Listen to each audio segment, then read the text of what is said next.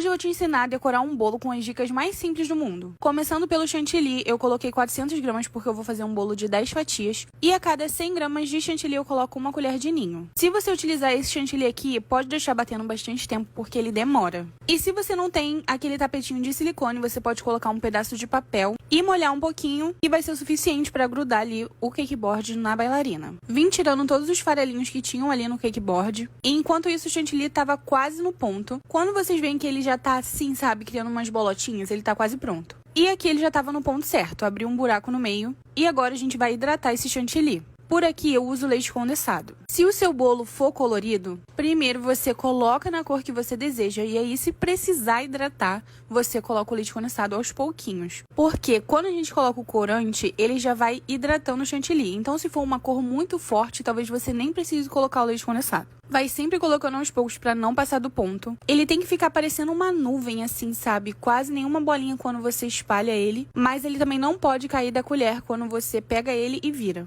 Agora, qual o tamanho do corte você tem que fazer no saco de confeitar? Eu já faço no olho, mas eu contei aqui pra vocês e deu 4 dedos. Porque o furo não pode ser pequeno, senão vai dar ruim. Eu abro o saco de confeitar no copo e venho colocando o chantilly. Depois é só vir botando o chantilly no bolo, essa parte aqui é a mais simples que tem. E esses espacinhos ali que vão ficando sem nada, porque às vezes o chantilly solta assim, sabe? Eu venho preenchendo depois, pra evitar que dê bolha, porque se tiver muito espaço sem nada, pode dar bastante bolha no seu bolo. Agora a posição da espátula e a posição da mão. Esse aqui é o ângulo, você não vai raspar, você não vai ficar nessa posição ali, porque senão você vai vir tirando todo o chantilly. Então a espátula tem que ficar inclinada. E também você tem que ficar prestando atenção na posição dos seus dedos. Porque senão seu bolo vai ficar no formato de funil e você não quer isso porque fica muito feio. E lembra sempre de fazer uma leve pressão no bolo pra ficar bem lisinho. E principalmente nos 2 dedos ali de baixo, que eu faço sempre uma pressão um pouco maior pra ele não ficar com formato de funil. E não fiquem preocupados com a quantidade de chantilly, porque conforme você for espatulando, ele vai saindo todo o excesso na espátula e você vai limpando ali a espátula.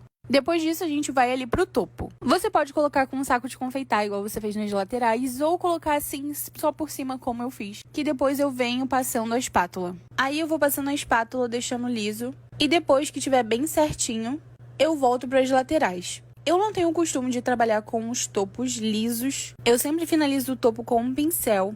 A não ser que a referência do bolo seja lisa, mas normalmente eu faço com um pincel. Então vocês vão ver aqui que eu só tô acertando em cima, mas não necessariamente o topo tá super liso. Voltei para a lateral para subir as esquinas do bolo e a gente poder tirar as esquinas. Quando você for tirar a espátula do bolo, você vai perceber que vai ficar tipo que uma linhazinha, sabe? Separando ali aonde você tirou a espátula. Não se preocupa, isso é bem normal. Você vai colocar essa parte pra trás. E sempre fica uma marquinha bem simplesinha, assim, bem fininha. Quase não dá pra reparar.